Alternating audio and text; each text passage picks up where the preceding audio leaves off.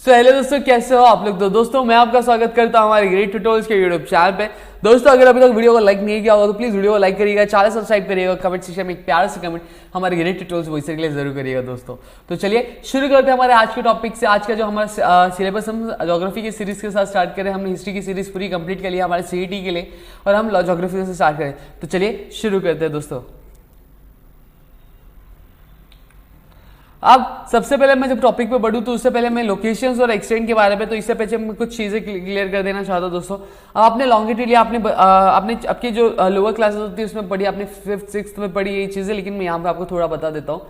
ठीक है, आपने लैटिट्यूड सुना होगा, तो लैटिट्यूड में बता देता हूँ। ये जो होती है ऐसी जो लाइन होती है उसे हम क्या लैटिट्यूड लाइन कहते हैं, इसे क्या कहते हैं लैटिट्यूड कहते हैं। और इसे क्या कहते हैं हम दोस्तों लॉन्गिट्यूड कहते हैं। लॉन्ग लैटिट्यूड लेटा हुआ लाइन लैटिट्यूड मतलब दोस्तों जो लाइन लेटी हुई है, क्या लाइन लेटी हुई उसे हम लैटिट्यूड कहते हैं। और इंसान को हम लॉन्ग कब बोलते हैं, कोई भी चीज़ को लॉन्ग कब बोलते हैं, जब हम उसकी हाइट नापते हैं। ठीक है, तो ये लॉन्ग होता है। तो इस तरह से हम याद करेंगे, लेटा हुआ इंसान लैटिट्यूड है, क्या लेटा हुआ इंसान लैटिट्यूड है, और खड़ा हुआ इंसान वो क्या है लॉन्गिट्यूड है।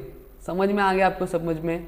ठीक है, तो आई होप आपको इतनी चीज़ें क्लियर हो गई। लैटिट्यूड क्या होता है, लॉन्गिट्यूड क्या होता है। फिर उसके बाद अब यहाँ पे मैं बीच में से लाइन ड्रॉ कर रहा हूँ, यहाँ से बीच में से लाइन ड्रॉ कर रहा हूँ। ये क्या हो गया आपका इक्वेटर है। ये क्या है इक्वेटर है। अब आप देख सकते हो ये जो लाइन है, ये जो लाइन क्या करी है, अर्थ को दो पार्ट में डिवाइड करिए, अर्थ को दो पार्ट में डिवाइड करिए।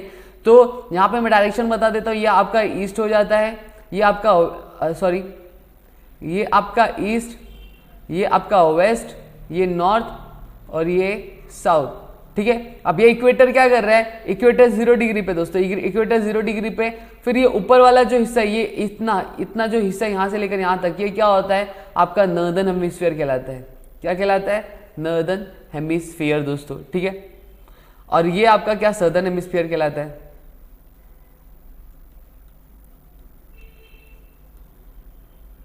अब जिस तरह लैटिट्यूड में इक्वेटर एक लाइन है, यहीं पे एक रेफरेंस ऑफ लाइन ली जाती है लॉन्गिट्यूड पे भी दोस्तों। तो ये वाला पार्ट क्या आपका वेस्ट कहलाता है, वेस्टर्न हेमिस्फीयर, और ये वाला पार्ट क्या कहता है ईस्टर्न हेमिस्फीयर कहलाता है दोस्तों। ठीक है, तो ये आप डायरेक्शन देख सकते हो, ईस्ट, वेस्ट, नॉर्थ और साउथ। तो ईस्ट वाला ये वाला जो हिस्सा था इसको ईस्टर्न हेमिस्फीयर कह दिया, ये वाला हिस्सा था इसको वेस्टर्न कह दिया, फिर ऊपर का जो पूरा था उसको नॉर्दर्न और नीचे का जो था साउदर्न। ठीक है, आई होप आपको इतनी चीजें क्लियर हो गई होंगे दोस्तों। तो चलिए अब आगे बढ़ते हैं हमारे टॉपिक के साथ। आज का जो हमारा टॉपिक है इंडिया, सबसे पहले इंडिया के लोकेशन और एक्सटेंट हम देखें। अब इंडिया कहाँ पे लोकेटेड, नॉर्दर्न और ईस्टर्न हेमिस्फीयर में, अर्थ के नॉर्दर्न और ईस्टर्न हेमिस्फीयर में। अगर मैं नॉर्दर्न और ईस्टर्न हेमिस्फीयर की बात करूँ, नॉर्दर्न हेमिस्फीयर की बात करूँ, तो ये मेरा ऊपर वाला हिस्सा नॉर्दर्न है और ये वाला हिस्सा मेरा ईस्टर्न है। तो यहाँ पे जो अर्थ है, अर्थ देखो यहाँ पे दिख सकता है आपको, अर्थ का दिख रहा है कुछ, तो ये हमारा सॉरी अर्थ कह रहा हूँ, इंडिया हमारा दिख रहा है, इंडिया का मैप दिख रहा है। तो ये क्या हो गया, ये हमारा जो इंडिया है वो कहाँ पे है, हमारा इंडिया नॉर्दर्न हेमिस्फीयर में, यहाँ पे ऊपर वाले हिस्से में तो नॉर्दर्न है, फिर डिवाइड किया लॉन्गिट्यूड में, तो ये क्या ईस्टर्न हेमिस्फीयर। तो India lies in the northern and the eastern hemisphere of the earth. India is situated north of the equator between 8 degree 4 minutes north to 36 degrees 6 minutes north latitude and 68 degrees 7 minutes to 97 degree 25 minutes east longitude। ठीक है, अब India कहाँ located, southern part, Asian continent के क्या southern part में located. Indira point is the southern most tip of the. अब Indira point ये हमारा इंडिया है दोस्तों, इंडिया के जो सदर्न टिप यानी जो सबसे आखिरी में जो बाउंड्री है वो कहाँ पे क्या इंदिरा पॉइंट लोकेटेड है।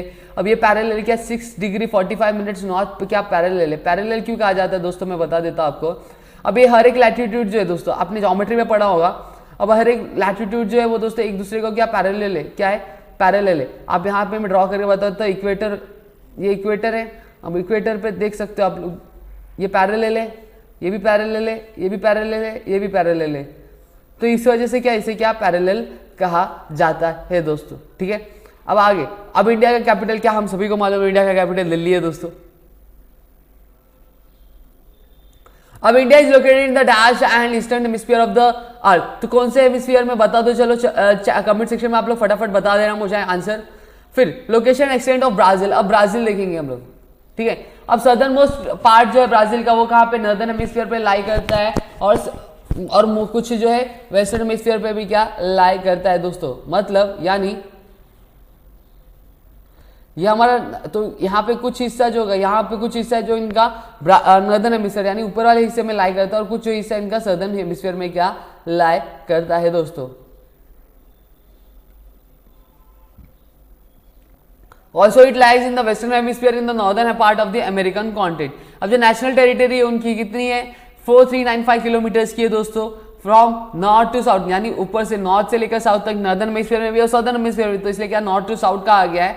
अब नॉर्थ में कहाँ 5 degree 16 minutes 20 seconds north to 33 degree 40 minutes 32 seconds south latitude में। अब ये जो एन हो गया, ये एस हो गया, ये ई हो गया, ई डब्ल्यू, ये सब के डायरेक्शन इंडिकेट करते हैं, डायरेक्शन इंडिकेट करते हैं। समझ में आ गया दोस्तों आपको। फिर किलोमीटर, अगर ईस्ट से वेस्ट की बात करूँ तो ईस्ट से 34 डिग्री 47 मिनट्स 30 सेकेंड्स वेस्ट से लेकर 73 degree 59 minutes 32 seconds west longitude में क्या सिचुएटेड है दोस्तों। ठीक है। अब some part of the Brazil lies in the eastern northern hemisphere while most of lies in the dash hemisphere, northern western southern none of the above. तो बताओ चलो कमेंट सेक्शन में कौन सा करेक्ट आंसर होगा दोस्तों।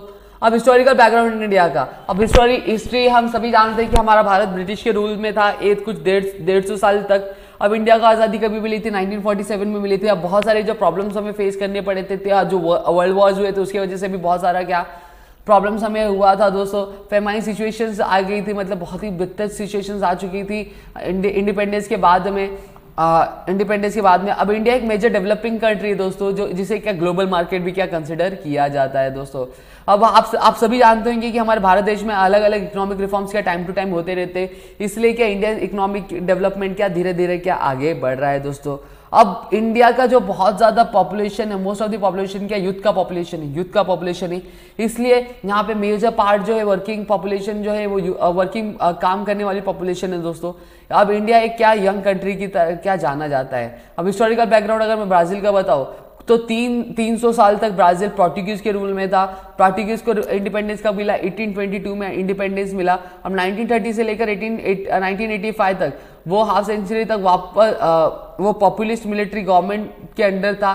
फिर वो एक ग्लोबल फाइनेंशियल डिफिकल्टीज से बाहर निकल के आया कभी लेट 20th सेंचुरी में दोस्तों। और ब्राज़ील एक बहुत ही बड़ा क्या कंट्रीब्यूटर माना जाता है इकोनॉमिक ग्रोथ में दुनिया के, और बहुत ही ज़्यादा एक इंपॉर्टेंट मार्केट है क्या फ्यूचर में दोस्तों। तो दोस्तों आज के लिए बस इतना ही। हमारा फर्स्ट चैप्टर हमने यहाँ पे complete second chapter sorry location and extra हमने यहीं पे कंप्लीट कर लिया। आई होप आपको सारी चीज़ समझ होंगी। अगर समझी है तो प्लीज़ वीडियो को लाइक करिएगा, चैनल सब्सक्राइब करिएगा और कमेंट सेक्शन में एक प्यार से comment great to close voice के लिए जरूर करिएगा दोस्तों।